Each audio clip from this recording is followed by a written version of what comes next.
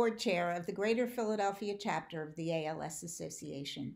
I'm proud to introduce Drs. Bryan, Traynor, Jinsey Andrews, and Zachary Simmons to our Help and Hope Symposium. They will discuss various aspects of ALS research. They are well known in the ALS community and beyond and are all friends of our chapter. We are grateful for their time, dedication, expertise, and humanity. As you watch this first presentation, it will be hard to miss a photo of chapter staff member Tony Heil. He's been so intimately involved in this project that he just couldn't let go and is on every frame of the presentation. Our first speaker is Dr. Bryan Traynor. He's a neurologist and senior investigator at the National Institute of Aging, an adjunct faculty at Johns Hopkins. You may recognize his name because he is known for his work aimed at understanding the genetic cause of frontotemporal dementia and ALS.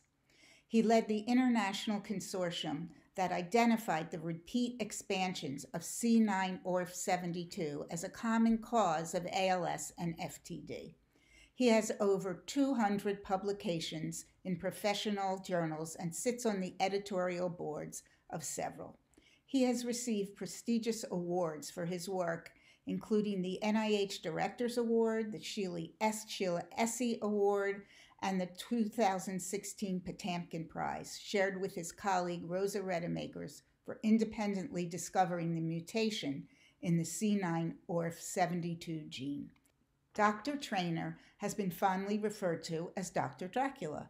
He can be found at the ALS Association Advocacy Days and Leadership Conferences, ready, willing, and able to take your blood for ALS research. Here is Dr. Traynor. I hope that you end up enjoying it. I want to thank Tony Hale and Ellen Phillips for the invitation to talk to you today. What they have asked me to talk about is the genomics of ALS, and particularly how their ALS research is progressing in the recent years, and what are the difficulties that are associated with it, and why is it taking us so long to get where we want to, which of course is a cure for this neurodegenerative disease. Okay, so I think that I'm going to start off, of course, just with a list of institutions and entities that have funded us over the years. You know, I do that for full disclosure because really what we do is very expensive, and we're very fortunate to be able to get dollars from all of these different groups, including the ALS Association and the Muscular Dystrophy Association and others, to actually do this very important research. I also think, you know, when Ellen first approached me about doing this particular presentation, I was actually really intrigued about doing it because we recently had a bit of a milestone in the world of ALS, and that is that last year, 2019, was the 150th anniversary of the first description of ALS. And it was described by this man here that you see here, Jean-Marie Charcot. He was a French neurologist working at the Salpêtrière Hospital in Paris, France. Now, Jean-Marie Charcot is a bit of a legend in the neurology world because he actually ended up describing many neurological conditions, but he is actually very well known for his description of ALS. Now, I think that, you know, I'm not saying anything here that you don't already know about ALS, but essentially what it is this combination of degeneration or death of the upper and lower motor neurons. And as a neurologist and as a clinician, when we're presented with patients, when we're being asked, is this actually ALS? This is what we are looking for. We are looking for evidence of the upper and lower motor neuron signs.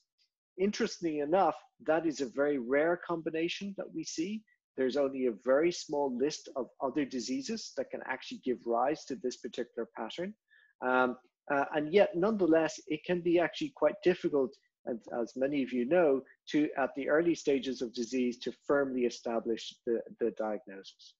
Now, I want to return and talk about Jean-Marie Charcot a little bit. just to make a mention of the fact that it was actually him who named the disease. So amyotrophic lateral sclerosis, or ALS, it's a bit of a mouthful, but there was an actual very good reason behind why he actually used those terms.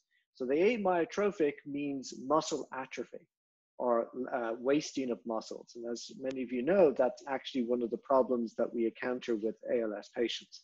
But what is a little bit less obvious is, where does the term lateral sclerosis come from? Well, it comes from the fact that in addition to being a neurologist, Dr. Charcot, or Professor Charcot, was actually a neuropathologist as well. And he used to marry up the clinical findings on the ward with the autopsy findings when he would actually get a chance to do the autopsy. Well, what he actually found was that these patients who were presenting with this particular disease, they had degeneration or loss of neurons on the lateral side of the spinal column. So that's where the actual motor neurons lie, and that's why he called it lateral sclerosis. So that it was really him who gave rise to the actual name of the disease. Now, I'm going to talk to you about a variety of things. I'm hoping to keep it, sort of at a cloud level. I'm going to try and not get into too many details as we go along. But I'm happy to answer questions at the end, either via email from Tony or from Ellen, because I'm sure there's many questions that you will actually have arising from this conversation. But just in loose terms, today, I'm going to talk about how important ALS is to the community, and really sort of talk about what is the sort of growth curve with respect to ALS. I'm going to talk about why do we find genes, because after all, it's a really expensive endeavor, and we have to justify why we're actually spending all of that money and what we're getting out of it.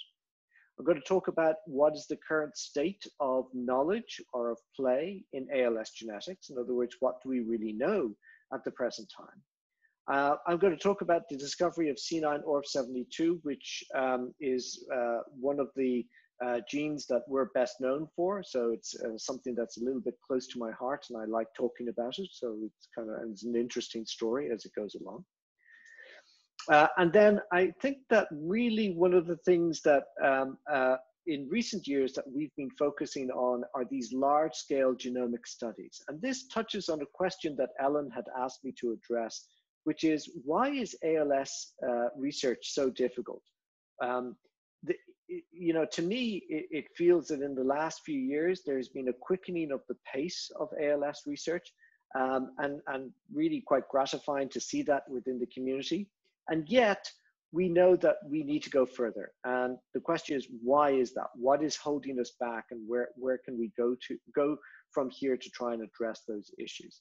And then the last question is, can we treat ALS? And what is the prospect for that? Or where do we think that the field is going in those regards? Okay, so let's start off talking about how important is ALS.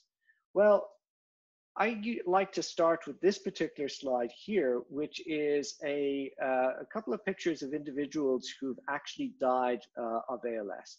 And as you know, the disease in America is actually known as Lou Gehrig's disease, after the famous baseball player who died in 1941 of the condition. You will note that he is actually quite young. He was born in 1903 and he died in 1941. And he actually had the disease for about 3 years before he died. And I think that tells you just how young he was when he actually got the disease. Another person who died of ALS, and who's very close to the heart of a lot of ALS neurologists, is David Niven. And the reason for that is that David Niven actually gave the money to establish the very first ALS association, which of course was the ALS Association in England. And in fact, that association is still based and housed in a building called the David Niven House. And David Niven, for those of you who do not know, he was actually a Hollywood actor, very famous British Hollywood actor. He was actually played James Bond. He was really sort of the George Clooney of his time. Mao Zedong is alleged to have died of ALS in addition to a couple of other conditions. And then, of course, Henry Wallace, who was a vice president of the United States actually died in his later life of ALS. He actually missed out on becoming president of the United States by 81 days. He was replaced on the ticket by Truman, and then Roosevelt got elected his last time and then died 81 days into office, and Harry Truman took over. So the point I'd like to make here is you can imagine how much money the US government will be giving for ALS research if Henry Wallace had gone on to be president and actually succumbed to the disease. I'm sure that we would have got an awful lot more research money over the years, nonetheless. Now, these are interesting little anecdotes and side stories to actually put out there, but let's try and be a little bit more scientific about it and talk about whether we can actually look at the epidemiology of the condition. So if you look at the occurrence of ALS across the world, you can see that right now, and this is work that was done by a very talented medical student and now a neurology resident at Hopkins by the name of Carissa Arthur. What she did was she worked out how many cases of ALS there were in the world in 2005 and how many there are likely to be in 2030. And what she found was that the number of cases of ALS is going to increase pretty dramatically by up to nearly 400,000, representing a pretty sizable increase of about 2/3 an increase. Now, it turns out that the reason for that is not because the population of the world is going to increase by that length, but rather that the population is getting older. And therefore, right now, so what we have right now is the global population is really quite young. And over time, what's going to happen is that young population is going to become middle-aged and later aged. And that's right at the point where they're at risk of developing ALS. Remember that it's from 50 onwards that the onset of ALS is most typically observed within the population. So I think that this is an important point to make for a variety of reasons. First and foremost, if you're advocating for healthcare and public health, where do you want to put the resources? Well, you can see that there's going to be a large number of cases over the next few decades. So ALS is, we consider it to be a rare disease, but actually when you look at the numbers, it's actually quite common. It's not as rare as we would like it to be. The second point is that it is very important to say this as well to drug companies, because that's oftentimes that's the sort of crucible where therapies are actually formed, where drug discovery takes place and drugs are developed to bringing them to clinical trial and ultimately to the population. And what we have to make, the point we have to make to these drug companies is there is a sizable enough population of ALS cases out there that if they actually spend all that money to actually develop the drugs, they will get a return on their investment. Because remember, these are commercial entities and they want to be reassured that once they go through all this hard work of making these drugs, that they will actually be able to sustain their company in the future based on the sales of that. So why is it important to find genes? So I was talking there about how important ALS is in the world and in the United States. The question is, from our perspective, why are you spending all of these last 20 years, literally, trying to find the genes for ALS? And remember, it's not just me who's doing it. There's a whole group of labs, some quite famous around the world, who've all been concentrated on this idea of finding genes for ALS. And of course, those endeavors are quite expensive. So why are we spending that money? How can we justify our existence? Well, this was a question I was asked a few years ago. And when I was trying to answer it, I sort of divided the reasons into clinical and into scientific. So from a clinical perspective, knowing the gene can help in terms of establishing the diagnosis of patients. Now, the truth be told, and I mentioned this earlier, that sometimes at the early stages of disease, it can be very difficult to firmly establish what the actual diagnosis is. knowing the genes that cause ALS and the ability to screen for them in the clinic enables us to say, okay, we see this patient, they have some of the signs that we expect for ALS, but we're not sure. But now when we look at their genome, we actually see that they have a mutation in a certain gene that we know is associated with ALS. That tends to push you towards establishing the diagnosis of ALS sooner. That's of course important for the patient right now because it gives some reassurance. They know what they're dealing with, and families can start to help and sort of know what the future holds. But more importantly, in the future, I think that when therapies do become available, establishing the diagnosis at an earlier stage is going to become increasingly important. The reason why I say that is because no matter how good a drug is, it's not going to really work on a neuron that's already dead. So you really want to try and get in early and treat patients as soon as you possibly can in terms of trying to have a good effect and change the outcome of the disease. The other aspect of this is predictive diagnosis. Now, this is something that I'm going to skip over today because usually I say this to medical students when they're coming by, because I think that this is going to be something that's going to be incredibly important over the next 20 to 30 years. It's going to change and revolutionize how we actually do medicine, how we practice medicine. But right now, I think I'm going to gloss over it a little bit in terms of what I say today. The other reason for why knowing a gene is important is because it helps with genetic counseling of the other family members. So if we have a family and the one member of the family has developed ALS, we're often asked, it's almost like one of the most common questions I get asked in the clinic is, are my children going to get this disease as well? If I don't know the gene, that is actually quite a difficult question to answer. I can give general terms, I can give general percentages, but if I actually know what the underlying gene is that's causing disease in that individual is, I can then go and test it for it in the offspring and in the children and in the other relatives. And that gives you much greater assurance and greater ability to provide genetic counseling. From a scientific perspective, I think that it is pretty clear that one of the things that we like to do when we have any disease, and this does not just apply to ALS, it applies to the whole gamut of human diseases, is to actually model it. So we'd like to take that particular disease and model it either in a mouse or model it in a cells. But if you don't know what the underlying gene is, you can't really model it. There are some basic models out there. I would argue that they really sort of have been superseded by the more genetic-driven models. So really, I think it's a true statement to say that without knowing the gene, it's almost impossible to model diseases.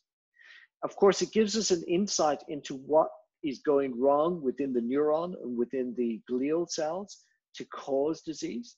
Now, that statement in of itself is a very important one, because sometimes, and you'll see this as I go along and I talk about the different genes, they actually only account for a very small percentage of the ALS cases, of the total pie that consists of the ALS community. And yet, even though it's only a very small percentage, they actually give us insights into how that cell, what's going wrong with that cell to give rise to the death of the motor neuron. And even though that mutation only accounts for a very small percentage, it gives us a clue as to what might be going on in all the other ones who don't actually carry mutations in that very same gene. And then, of course, the last thing, which is something that I'm particularly interested in, is this idea that having the genes means that in this era of genetic medicine and gene therapy, that we might actually have a target that we can go after and develop a treatment for. Now, one thing I want to make very, very clear, and sometimes we forget about this, and it's actually a really important point. Finding the gene is only the first step on a very long road. And typically, it takes over 10 years, some estimate 15 years, to go from the discovery of a gene to the first in humans clinical trials. So really, it's a long and windy road, and sometimes many, many detours along the way. I actually portray this as a single road going across a field here. Actually, the reality is it's many roads going in many different directions and going backwards as much as it is going forwards. So it really does give a sense of the difficulties that one faces when we're trying to develop therapies with respect to this. However, nonetheless, we do get lucky every so often. And this is an example of that. This is a series of papers that were published where a series of mutations in different genes within the same pathway were identified as a cause of a particular form of ALS known as Brown-Violetto-Van Leer syndrome, or BVVL. Now, BVVL is, now we were talking about whether ALS is a rare condition earlier. When we talk about BVVL, this is genuinely a rare condition. This is exceedingly rare. So I want to make that clear from the beginning. But it turns out that both of those genes sit in the same pathway, and it was simply the vitamin B2 pathway. And basically, by giving these patients high doses of vitamins, it was possible to overcome that defect in the pathway, and these patients are actually improving neurologically at the present time. And this is work that was led by Andrew Singleton in our laboratory, and of course by Henry Holden, who's this very good neurologist over in Queen Square in London. And it's Henry who's actually been treating these patients and seeing this traumatic response in their outcome. So every so often you do get lucky, and you do actually go straight from the gene to a treatment. But the general point is it takes 10 to 15 years to actually get from the genetics to a first-in-human clinical trial. Okay, so let's start. I'm going to talk about a couple of individual genes, but I wanted to start with a sort of more general sort of context for you so that you're aware of where we stand in the ALS genetics field at the present time. So this is a nice sort of a graph which is showing the history of ALS over time. It starts back in 1990. I'll just see if my mouse will actually show you there.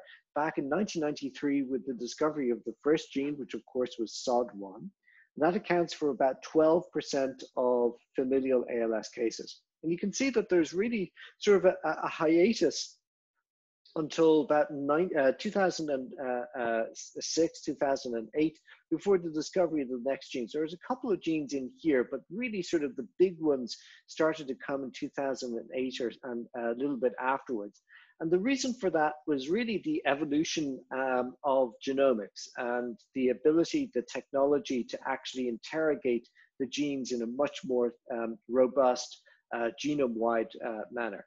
And today, we actually know the genetic etiology of about 2/3 of all familial ALS cases. So what I mean by that is, if I have 100 patients who come into me and say, look, I actually have a family history of this disease, in about 67 out of that 100, I will be able to sequence their genome and figure out what the actual underlying mutation is.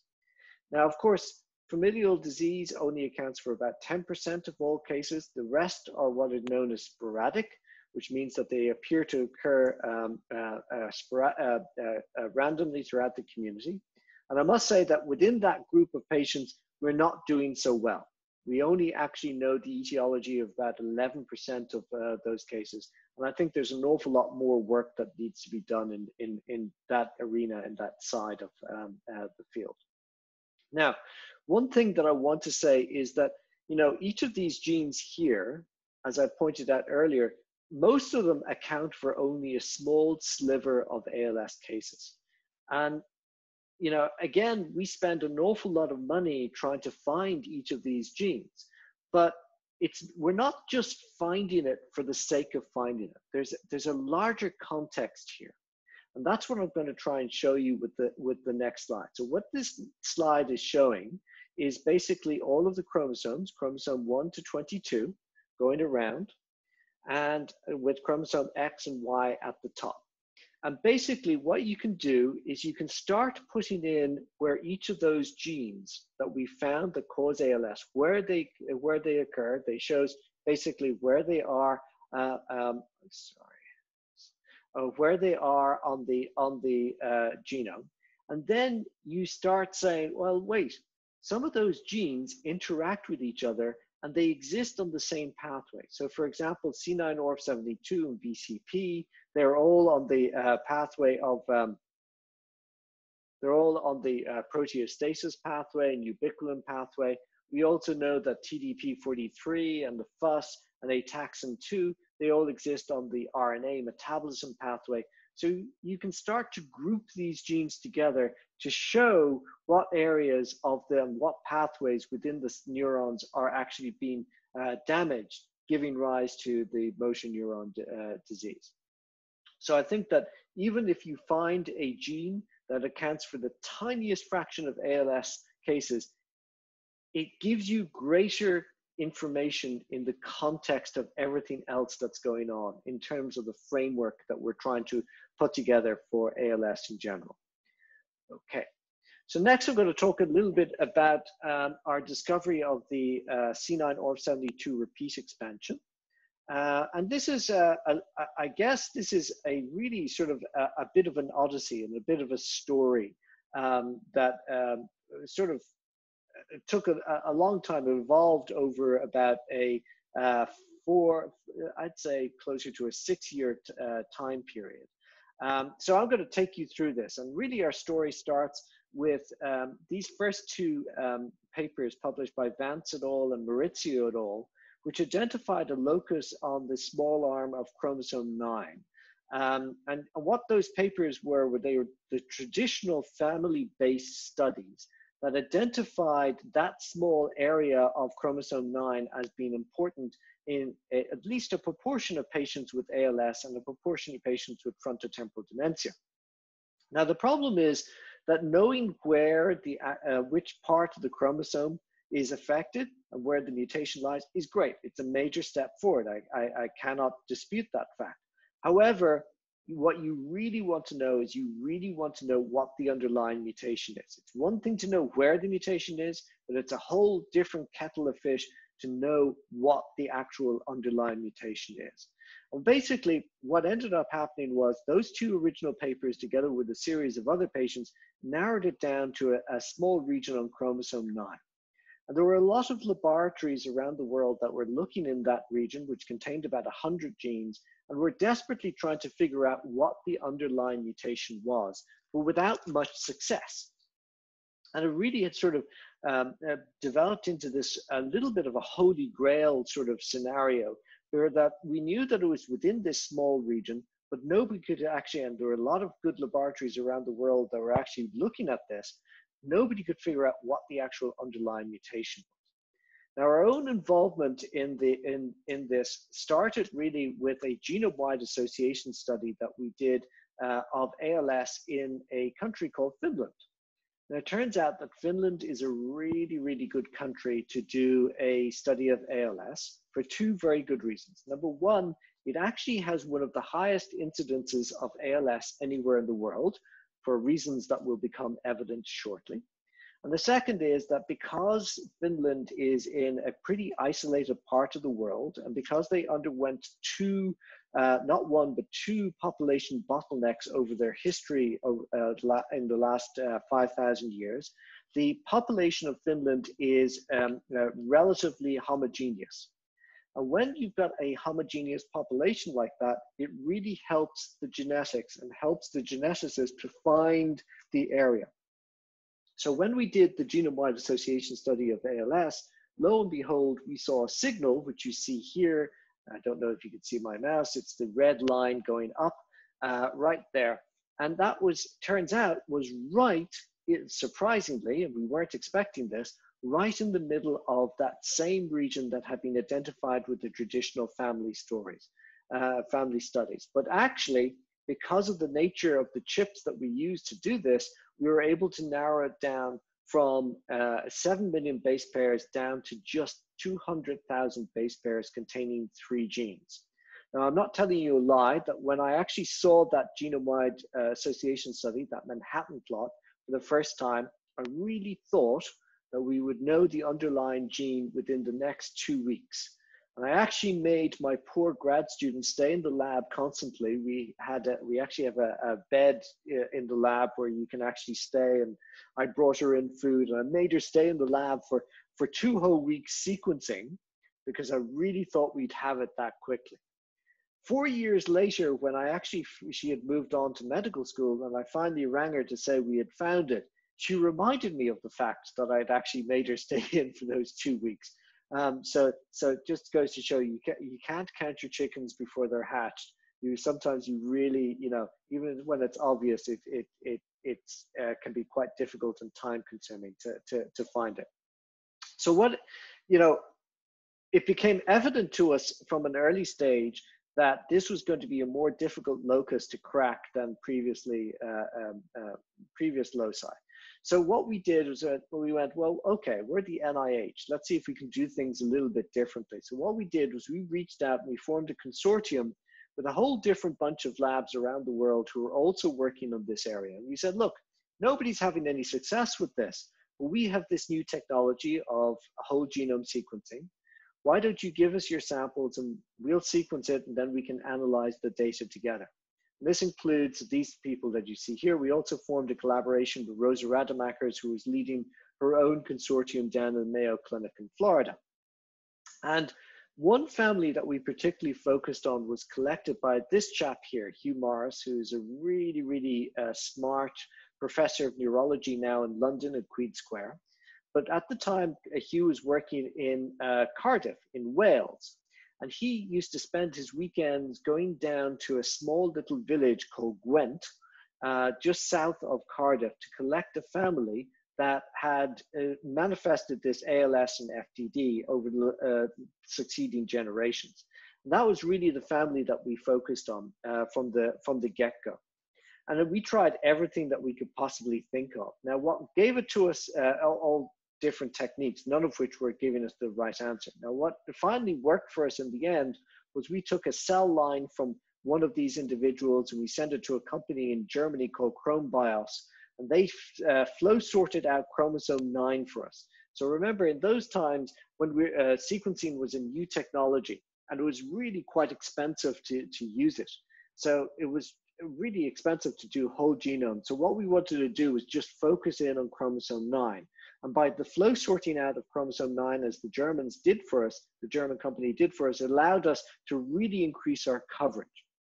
And finally, what really gave it to us was we looked at everything that could be involved.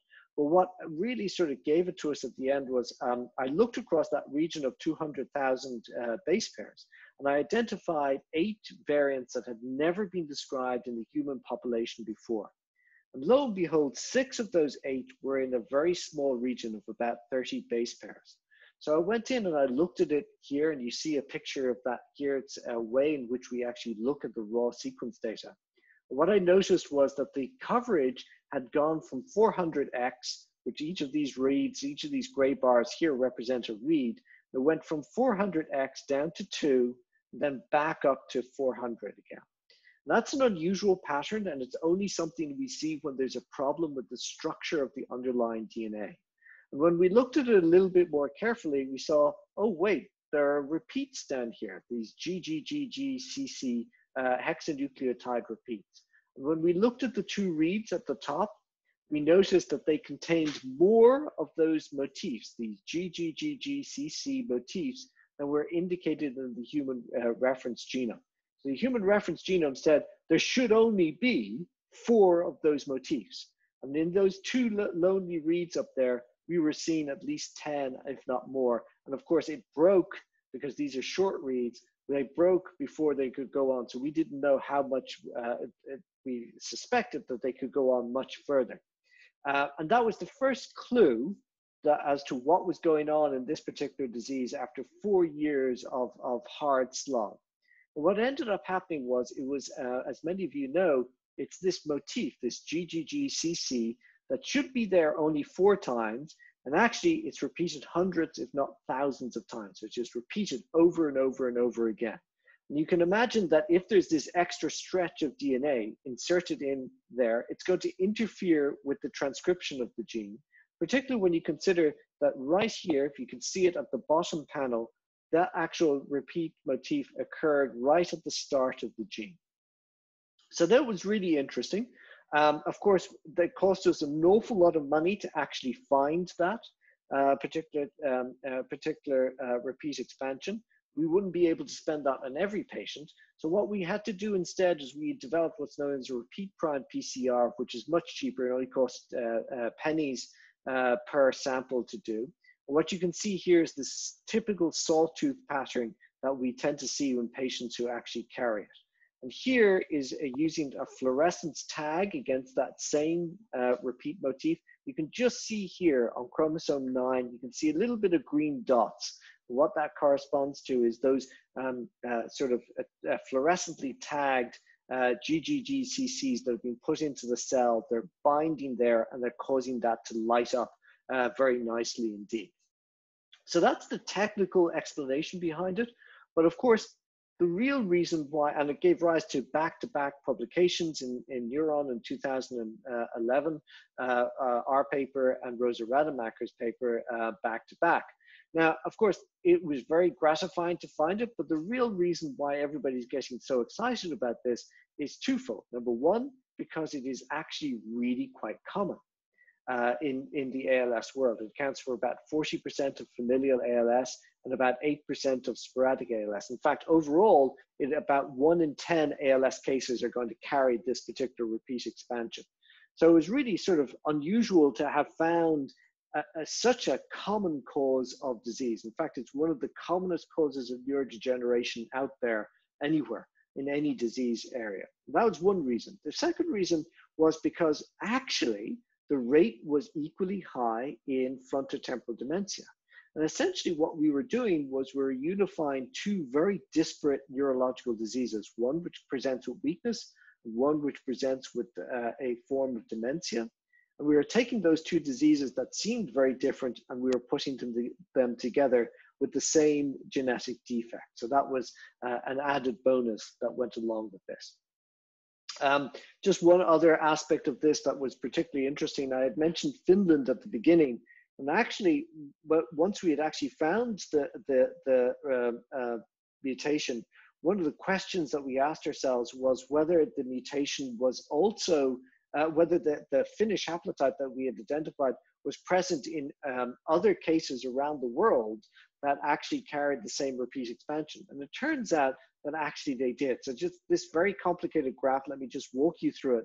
The blue lines, each of the lines represents a patient. The blue lines represent the Finnish patients. The yellow lines or the orange lines represent the American patients. The red lines represent the Italians. And right at the top is that green line, which is the sole Japanese patient we actually found the repeat expansion in.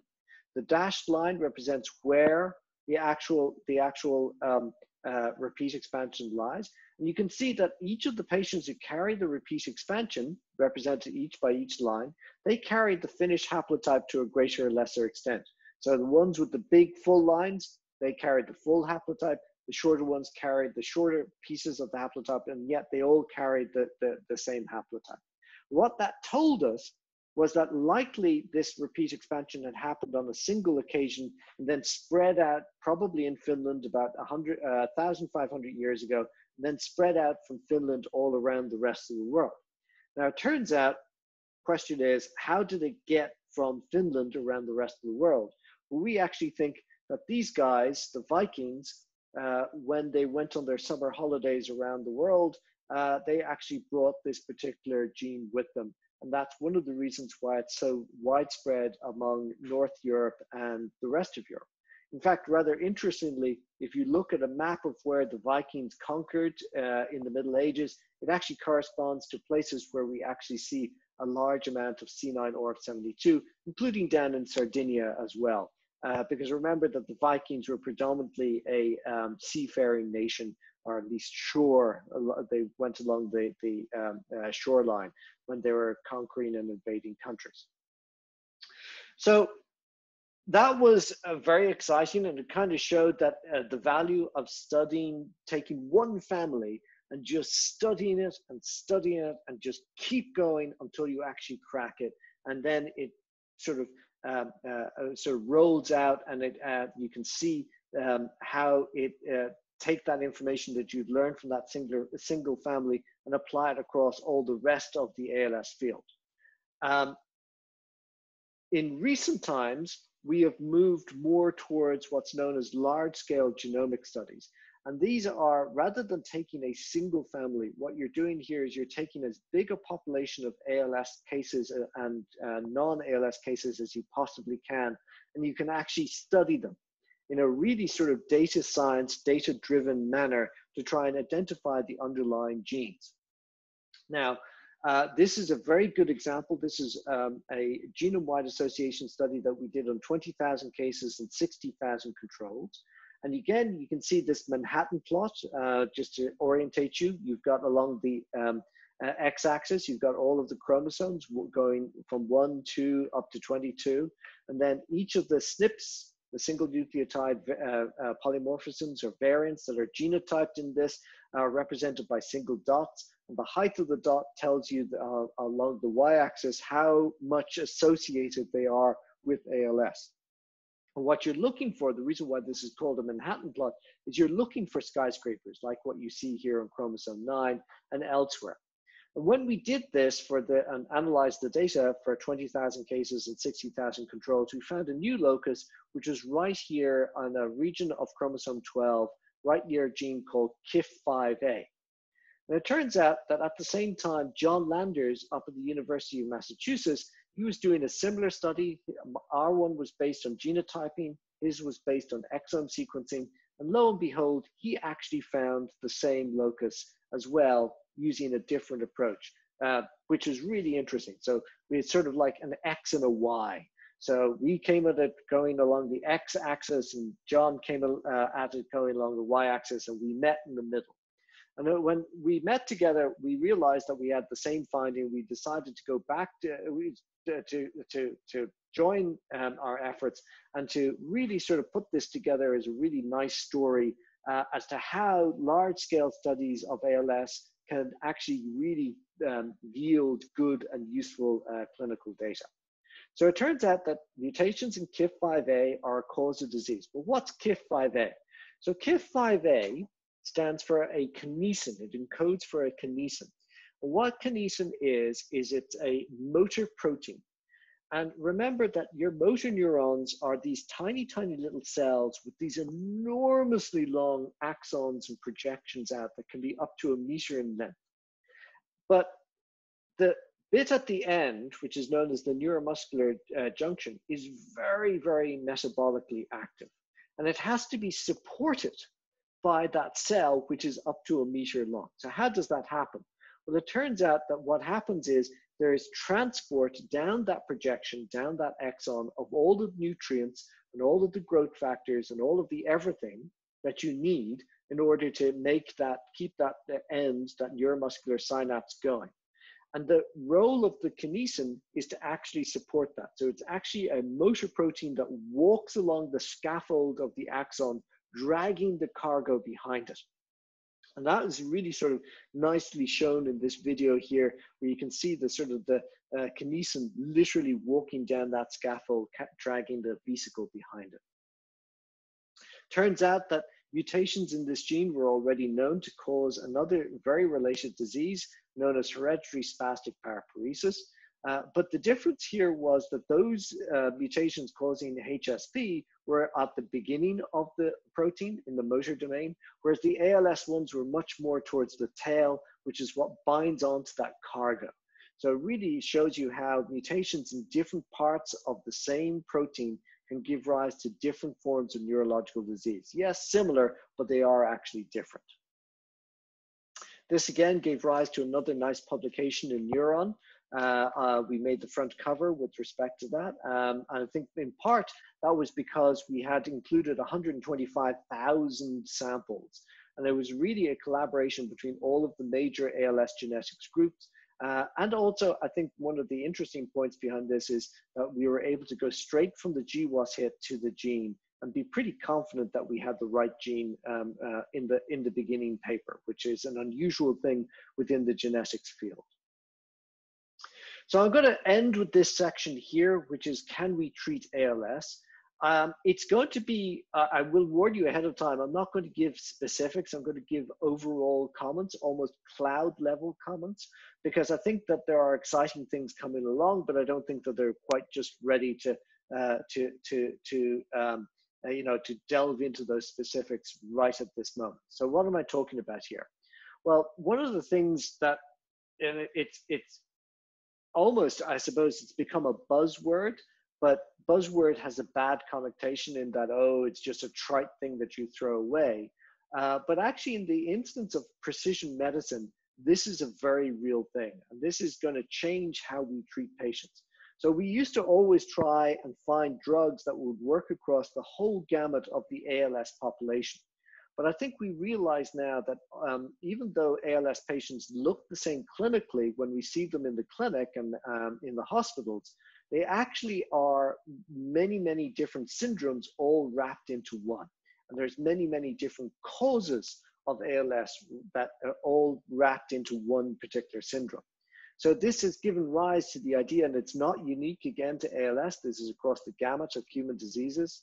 But in ALS, in terms of ALS, we're talking about identifying the cause of ALS, and then you treat just that small group of ALS cases that carry that specific cause. This idea of being precise in how you target your medications to help the patients and to defeat the disease.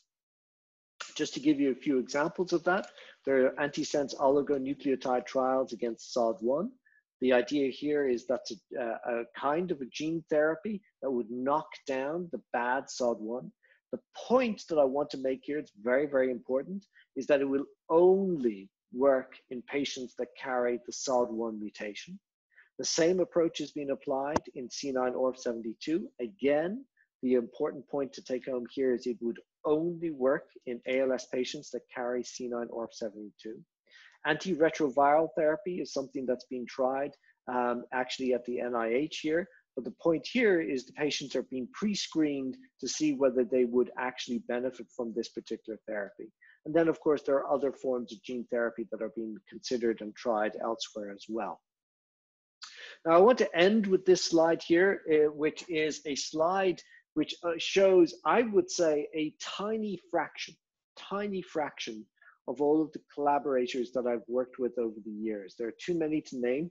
I will tell you, I'm writing a paper at the present time, and I have 600 authors on the paper. So you can imagine that that is a considerable, it just shows you how big these concerns are, how big these efforts are to bring all of these samples together in one place and to actually analyze the data in one place.